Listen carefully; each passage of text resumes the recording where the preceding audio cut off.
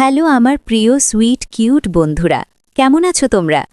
নিশ্চয়ই আমার গল্পগুলো শুনে শুনে খুব সুখ নিচ্ছ আর আনন্দেই আছো। তোমাদের আনন্দ দিতেই তো আমি নিয়মিত তোমাদের জন্য নতুন নতুন ভিডিও নিয়ে হাজির হই। তো তোমরা যারা এখনও আমার চ্যানেলটি সাবস্ক্রাইব করনি তারা প্লিজ প্লিজ আমার চ্যানেলটি সাবস্ক্রাইব করে দাও। তো বন্ধুরা, আর দেরি করো না, জলদি জলদি ভিডিওতে একটি লাইক দিয়ে চ্যানেলটি সাবস্ক্রাইব করে দাও। আমি টুম্পা। আমি দেখতে একদম সেই যাকে বলে পরমা সুন্দরী আর কি। আর বয়স আমার 28। আমি নিজের সব কিছু ধরে রেখেছি। আমাকে দেখে যে কেউ আমার দিকে তাকাতে বাধ্য। আমি যখন কলেজে যেতাম তখন ছেলেরা আমার সব কিছু স্ক্যান করে দেখত। তাদের দেখে মনে হতো এক্ষুনি আমাকে গিলে খাবে। আমি যখন কলেজে উঠি তখন আমার খুব ইচ্ছে করত কারো সঙ্গ পেতে, কিন্তু পরিবারের কথা ভেবে সেভাবে কোনো কিছু করতে পারিনি। আমাদের এলাকায় আবির নামে একটা ছেলে থাকত। সে আমাকে খুব পছন্দ করত, সেটা আমি বুঝতে পারতাম। সে আমাকে অনেকবার তার মনের কথা জানিয়েছে।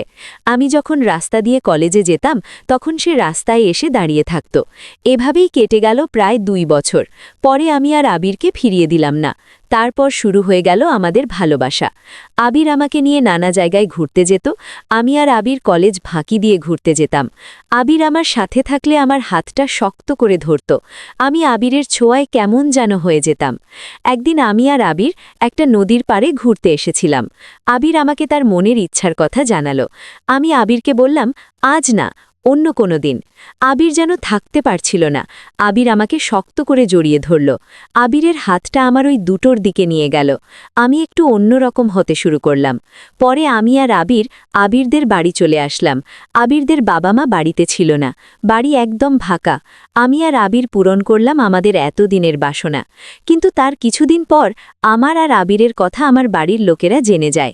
তারা আবিরকে তেমন একটা পছন্দ করত না, তাই আমার জন্য একটা ছেলে দেখে আমাকে বিয়ে দিয়ে দেয়। আমার স্বামীর নাম পল্লব। আমরা মুম্বাই থাকি। আমাদের ভালোবাসার কোনো অভাব নেই। সে নিজেকে উজাড় করে আমাকে নিয়মিত আদর করে। তাছাড়া সে আমাকে অগাধ স্বাধীনতা দিয়েছে। কোনোদিনও অন্য কাউকে আমি আমার কাছে আসতে দিইনি, এমনকি নিজের পুরনো প্রেমিককেও না। যদিও আমার আগের একমাত্র প্রেমিক অনেকবার চেষ্টা করেছে আমার সাথে সময় কাটানোর জন্য, তারপরও আমি পাত্তা না দেওয়ার কারণে পারিনি। তবে যেভাবে জেদ করেছিল, সে সময় যদি আমার বিয়ে না হতো তাহলে আমি নিজেকে আটকাতে পারতাম না, কেননা আমারও খুব ইচ্ছে করত। যাই হোক, বিয়ের পরেই শুরু হয়ে যায় আমার আর আমার স্বামীর ইচ্ছা পূরণ। ভালোই চলছিল আমাদের সুখের জীবন। সমস্যাটা হয় যখন আমার স্বামী আমাকে ছেড়ে বিদেশে পাড়ি দেয়। বিদেশ যাওয়ার পর স্বামীকে না জানিয়ে নিজের সুখের ইচ্ছা ভেবে অনেকজনকে দিয়ে নিজের ইচ্ছা পূরণ করিয়েছিলাম, সেই গল্প এখন বলবো না। এই রকম আরও ভিডিও পেতে আমার চ্যানেলে সাবস্ক্রাইব করো। হেডফোন লাগিয়ে আমার কাছে চলে এসো। যাই হোক, আমার স্বামীকে অফিস থেকে হঠাৎ করে সিঙ্গাপুরে ট্রান্সফার করে দেওয়া হয় 2 বছরের জন্য। তখন আমি বাসায় একা ছিলাম, তাই বাসার সব কাজ আমাকে নিজেই করতে হতো। এমনকি বাজারও নিজে করতাম, কেননা আমি আর আমার স্বামী দুজন মিলেই ছিল আমাদের সংসার। তখন আমার ফেসবুকে ফ্রেন্ড রিকোয়েস্ট পাঠায় শান্ত। সে একজন পুলিশ অফিসার। আমি প্রথমে অ্যাকসেপ্ট না করলেও কয়দিন পর অ্যাকসেপ্ট করি। কিন্তু সে ফেসবুক ফ্রেন্ড হয়ে কিভাবে যে আমার সাথে খেলার মতো সম্পর্ক গড়ে তুলবে তা হয়তো কেউ জানত না। রিকোয়েস্ট অ্যাকসেপ্ট করার পর সে আমাকে ধন্যবাদ জানিয়ে শান্ত একটা মেসেজ দেয়। এরপর আমি রিপ্লাই দেই, ধন্যবাদ দেওয়ার কি আছে? শান্ত বলল, আপনার মতো সুন্দরী একজন আমার মতো একজন ছেলের ফ্রেন্ড রিকোয়েস্ট অ্যাকসেপ্ট করবে তা আমি ভাবিনি। শান্ত আরও বলল, আমরা চাইলে বাস্তবে ফ্রেন্ড হতে পারি, সেটা আপনার ইচ্ছা। আমি শান্তকে জিজ্ঞাসা করলাম, কি করেন আপনি? শান্ত বলল, পুলিশে আছি। আপনি? আমি বললাম, আমি হাউসওয়াইফ। শান্ত আমার বাসার ঠিকানা জানতে চাইল। আমি শান্তকে আমার বাসার ঠিকানা দিলাম। তখন শান্ত বলল, আমিও তো এখানেই থাকি, তাহলে আমরা প্রতিবেশী, ভালোই হলো। আপনার যদি বিপদে আপদে সাহায্যের প্রয়োজন হয় বলবেন। আমি বললাম, তা অবশ্যই। শান্ত আমাকে আরও বলল, আপনি ম্যারিড, কিন্তু আপনাকে দেখলে বোঝা যায় না। আমি বললাম, বেশ মেইনটেইন করছি। তখন শান্ত বলল, সেটার জন্য আপনি এখনও বেশ সুন্দর। আমি তখন শান্তকে বললাম, আপনার বিয়ে হোক, আপনার বউকেও শিখিয়ে দেব। শান্ত বলল, আপাতত বিয়েটা করছি না। আমি বললাম, কেন? বিয়েতে কি সমস্যা?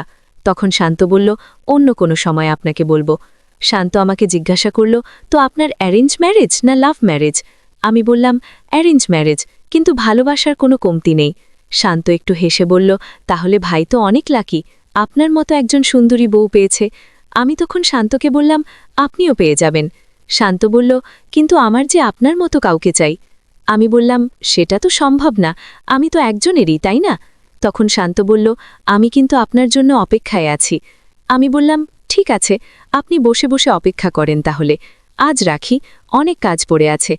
স্বামীর কাছে না থাকায় আমি শান্তকে নিয়ে ভাবতে থাকি, নিজেরও তো একটু সুখ আছে, তাই না বন্ধুরা? আমি মনে মনে শান্তকে একটা সুযোগ দেওয়ার কথা চিন্তা করছি। আচ্ছা বন্ধুরা, তোমরাই বলো, আমার কি এমন চিন্তা আসাটা স্বাভাবিক, তাই না? এভাবে কিছুদিন কেটে যায়, ধীরে ধীরে নতুন অন্যরকম একটা ফিলিংস কাজ করে শান্তকে নিয়ে। আস্তে আস্তে ও আমার স্বামীর জায়গা দখল করতে থাকে। আজ থেকে কিছুদিন আগেও নিজের সুখের কথা ভাবলে আমার স্বামীর কথা মনে আসত, কিন্তু এখন শান্তকে নিয়ে ভাবতে আমার ভালো লাগে। প্রতিদিন শান্তর সাথে চ্যাট করার পর ঘুমিয়ে পড়ি। পরের দিন সকালে রোজকার মতো বাজার করতে গেলাম। একটা হালকা গোলাপি শাড়ি পরেছিলাম, চুলগুলো খোপা করা ছিল, সবার চোখ আমার দিকে। অসম্ভব সুন্দরী হওয়ার কারণে সবাই তাকিয়ে থাকে আর নিজেদের মনে মনে অভিশাপ দিচ্ছে যে কেন ওদের কপালে এমন বউ নেই। হয়তো কেউ কেউ ভাবছে, ইস, আমি যদি আমার মনের বাসনা একে দিয়ে পূরণ করতে পারতাম, কতই না সুখ পেতাম, এমনটা ভাবত। সেদিন বাজারে ঢোকার পর শান্তর সাথে হঠাৎ দেখা হয়ে যায়। আমাকে দেখে হতবম্ব হয়ে দাঁড়িয়ে আছে শান্ত। অন্যদিকে শান্ত বেশি সুদর্শন নয়, হালকা পাতলা কিন্তু মোটামুটি লম্বা, গায়ের রং শ্যামলা। আমি একটু রাগ করে বললাম, হা করে কি দেখছেন? তখন শান্ত বলল, তুমি এত সুন্দরী কেন? শান্ত বলল, সরি, হঠাৎ করে তুমি বলে ফেললাম। আমি শান্তকে বললাম, ঠিক আছে। আমি শান্তকে বললাম, আমরা না বন্ধু, তুমি আমাকে তুমি করেই বলো কেমন? শান্ত আমাকে বলল, কি বাজার করতে এসেছো নাকি? আমি বললাম, আমার স্বামী একটা কাজের জন্য দেশের বাহিরে গেছে, কিছুদিন পরে আসবে, তাই বাসার সব কাজ আমাকেই করতে হয়। শান্ত বলল, তাহলে তো একদিন তোমার হাতে রান্না খেতে হয়। তখন আমি বললাম, ঠিক আছে। তখন শান্ত একটু হেসে বলল, প্রতিদিন তোমাকে দেখেই তো পেট ভরে যাচ্ছে।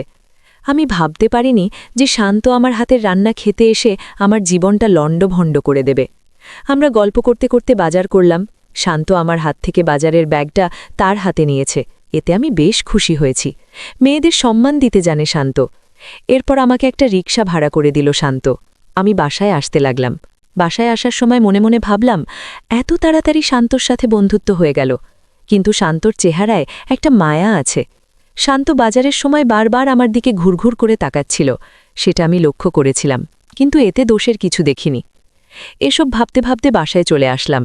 সারাদিন কাজ সেরে সেদিন আমি রাতে তাড়াতাড়ি ঘুমিয়ে পড়ি, আর ওদিকে শান্তও আমাকে পেতে আজ মরিয়া।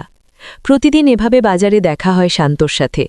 আমরা দুজন এভাবে গভীর সম্পর্কে জড়িয়ে যাচ্ছি। এখন শান্ত আমাকে রিকশা করে এগিয়ে দিয়ে যায়। রিকশায় আমার পাশে বসে আমার হাতে হাত রাখে, তবে এগুলো আমার বেশ ভালোই লাগছিল। এর মাঝে একদিন রিকশা একটা গর্তে পড়ে যাওয়ার উপক্রম হয়েছিল, আর শান্ত আমাকে জড়িয়ে টেনে বসিয়ে দেয়। এরপর রিকশাওয়ালাকে ধমক দেয়। এরপর আমি তাকে বললাম, তুমি ঠিক আছো তো? আমার কিছু হয়নি। শান্ত আমাকে টেনে তোলার সময় ওর হাতটা ওইখানে লাগে।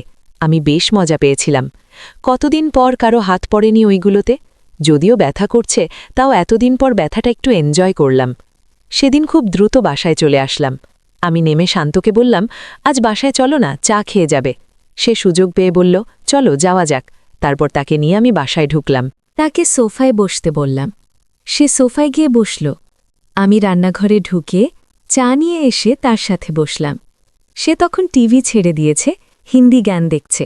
আমি যাওয়ার সাথে সাথে একটু সাউন্ড কমিয়ে দিল সে। চায়ের কাপে চুমুক দিয়ে বলল, অসাধারণ। তারপর বলল, তবে আপনার মতো নয়। তারপর শান্ত নিজের ইচ্ছার কথা আমাকে জানালো। আমিও আর না করলাম না। তারপর সোফাতেই হয়ে গেল আমাদের। এরপর থেকে যতদিন আমার স্বামী দেশের বাহিরে ছিল, আমি শান্তকে দিয়ে আমার ইচ্ছা পূরণ করাতাম। তো বন্ধুরা, আজকের গল্পটি তোমাদের কেমন লাগলো? ফেসবুকে মেসেজ করে আমাকে জানিয়ে দিও, আর আমার চ্যানেলের অন্যান্য গল্পগুলোও শুনে এসো। আর অবশ্যই ভিডিওতে একটি লাইক দিয়ে চ্যানেলটি সাবস্ক্রাইব করে দিও। তোমরা সবাই অনেক অনেক ভালো থেকো, আর নিয়মিত আমার গল্পগুলো শুনবে কিন্তু। আমি নিয়মিত তোমাদের জন্য মজার মজার গল্প নিয়ে আসব। বাই।